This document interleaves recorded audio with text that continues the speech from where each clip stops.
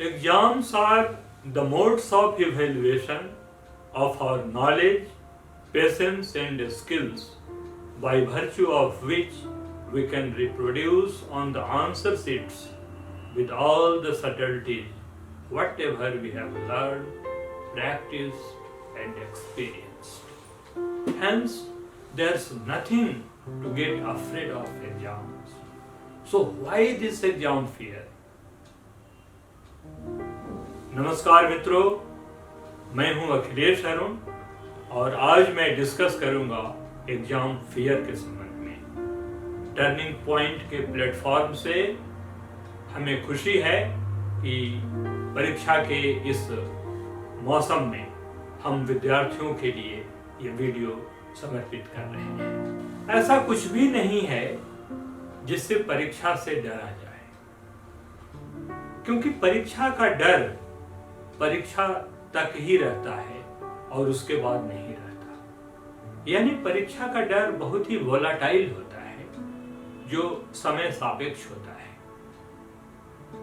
और क्यों नहीं, विद्यार्थी वर्ष भर कड़ी मेहनत से अपना कोर्स तैयार करते हैं और जब परीक्षा की घड़ी आती है वे उसे रिप्रोड्यूस करने के लिए तैयार रहते हैं। अब बीच में डर का क्या काम?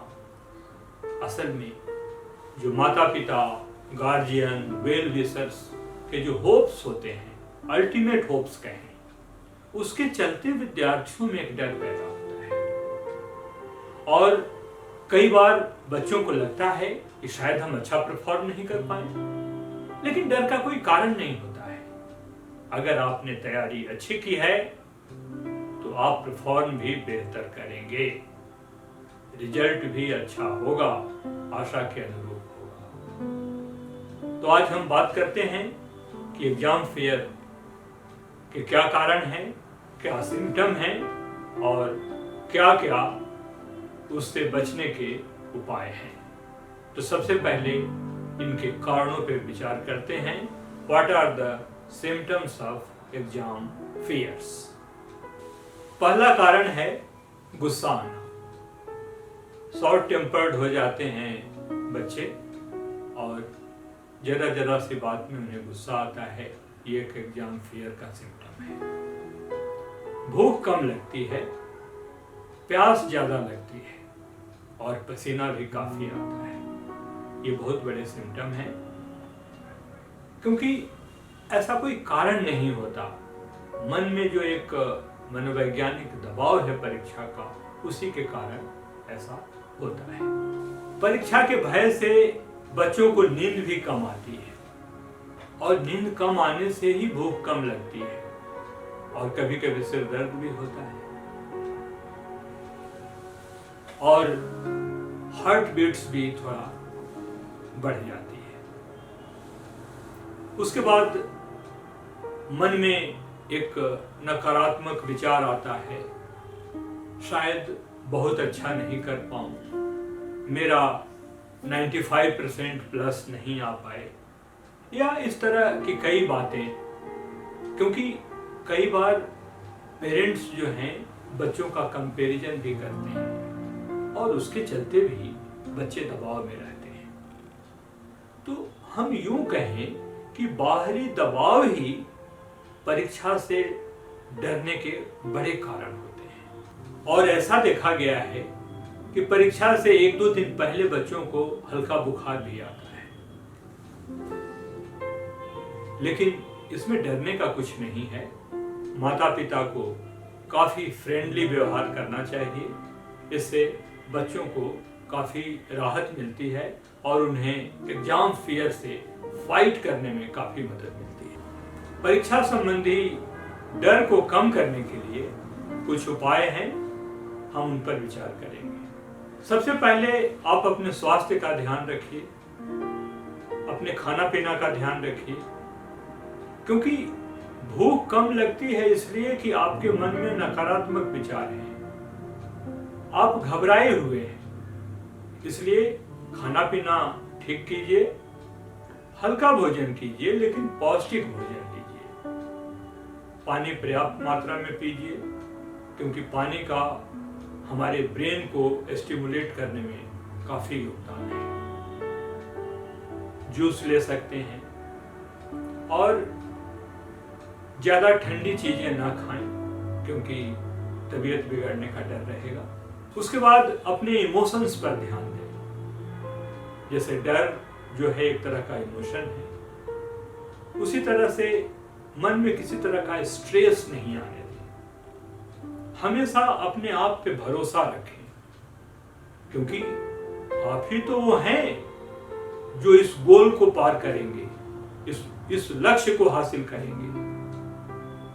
इसलिए आप अगर डर गए तो काम कैसे होगा, क्योंकि आप विद्यार्थी ही इस देश के भविष्य हैं। इस बात को मत भूलिए। आप अपने रूटीन पे को फॉलो कीजिए और उससे डिविएशन मत कीजिए, क्योंकि ये वो रूटीन है जिसको आपने बनाया है और ये वो रास्ता है जो आपको मंजिल तक ले जाएगी। आप अपना कंसंट्रेशन सही रखिए, माइंडफुल रहिए, क्योंकि मनुष्य की बहुत सारी इच्छाएं होती हैं।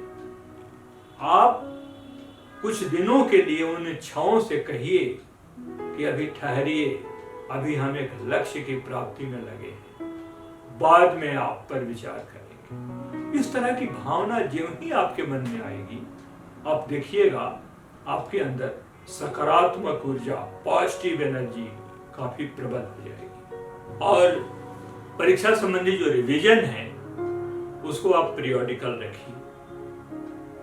ऐसा नहीं कि पूरे कोर्स का रिवीजन आप एक बार करेंगे। आप चैप्टर वाइज कीजिए, टॉपिक वाइज कीजिए, लेकिन वो रेगुलर होना चाहिए। इससे काफी फायदा होता है, क्योंकि ऐसा देखा गया है कि परीक्षा जब करीब होती है तो आप रिवीजन करना शुरू करते हैं और आपके पास बहुत सारी ऐसी समस्याएं भी होती हैं जिसका निराकरण उस समय आप नहीं कर पाते हैं। लेकिन जब ही आप फेज मैनर में रिवीजन करेंगे, जो प्रॉब्लम्स होंगे उसको मित्रों और टीचर्स के मदद से आप उसे सॉल्व कर सकते हैं, क्योंकि अभी आपके पास समय होता है। पढ़ाई के दौरान आपके लिए ब्रेक्स बहुत जरूरी हैं, एंटरटेनमेंट जरूरी है, वो आप अपने अनुसार कर लीजिए। जिसको म्यूजिक सुनने में आनंद आता है वो बेशक म्यूजिक सुने। किसी को बैडमिंटन या और भी कोई इंडोर गेम खेलने में आनंद आता है वो ऐसा कर सकता है। लेकिन कुल मिलाकर के आपका रिफ्रेशमेंट जरूरी है। आप बीच में थोड़ा सा मेडिटेशन भी करें। एक्सरसाइज और योगा के साथ मेडिटेशन का काफी रोल है आपको ऊर्जावान रखने के लिए, एनर्जाइज रखने के लिए।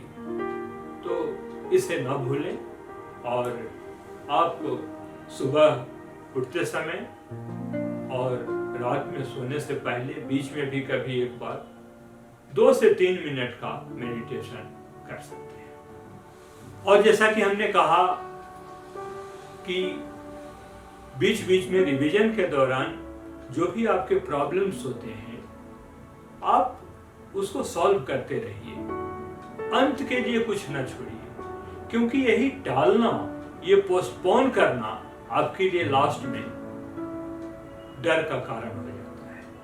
बच्चों के साथ यानी परीक्षार्थियों के साथ साथ पेरेंट्स के लिए भी कुछ हिदायतें हैं, वो भी इसका ध्यान रखें, क्योंकि एग्जाम फियर से रिलेटेड उनका भी रोल है। उन्हें पता नहीं चलता, लेकिन वे कई बार बच्चों के डर का कारण बन जाते हैं। उसमें